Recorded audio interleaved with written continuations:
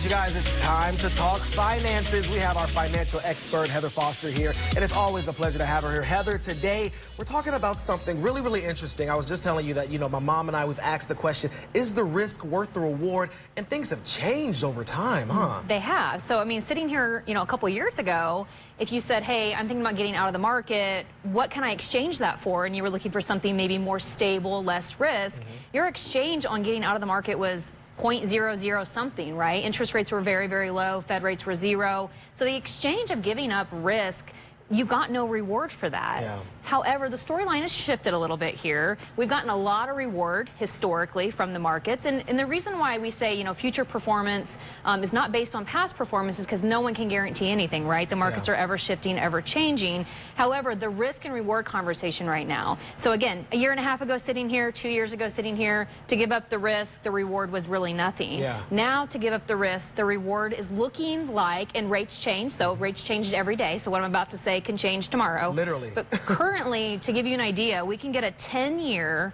guaranteed fixed annuity. They're called MYGAs, multi-year guaranteed annuity, for 6%. Wow. Okay, guaranteed 6% for 10 years. The interest pays out every single month. So now we're starting to get into territory where people should consider, is the risk now worth the reward, when the reward on the more conservative side is paying so much? Right. So that's really the conversation that I want to have here today. Okay. It doesn't mean that people should just get out of the market and go into something that conservative, because again, long term history tells us that the markets will typically outperform a conservative investment.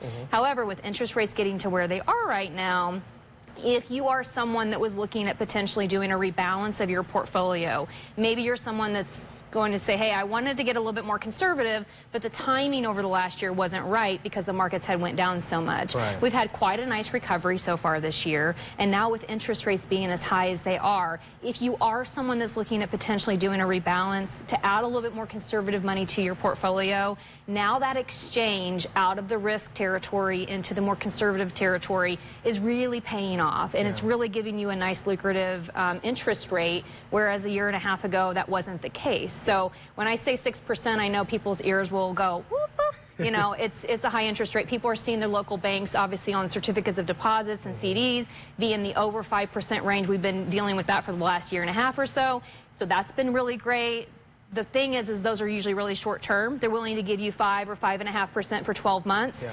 This, we're talking about, that's great, but you actually want to lock in higher interest rates for a longer period of time, because the reason why they're offering short-term high interest rates is because they're thinking that the feds will pull back interest rates if we go through a recession. So you actually want to kind of lock in these rates for a longer period of time, so that way you've got your interest at these higher rates for a long time, not just a 12-month period, because the expectation might be that the interest rates will actually come down over the next 12 to 18 months if we see a recession happen sometime in the next year and a half or so. Yeah, and and I know that it can be, confusing for a lot of people, knowing that risk, whatever that risk may be, and saying, is this the right time? When is the right time? And that's why it's good to call people like you, because you're able to kind of help them figure that out, because it is forever changing, right? Yeah, anytime someone came to an advisor, really since 2008, when we had the last major recession, really up until last year, and they said, hey, I'm worried, I want to get out of the market. Our job was to really talk you out of getting out of the market, because we're saying, hey, the risk is worth the reward. Right. Long term, you can't get anything on these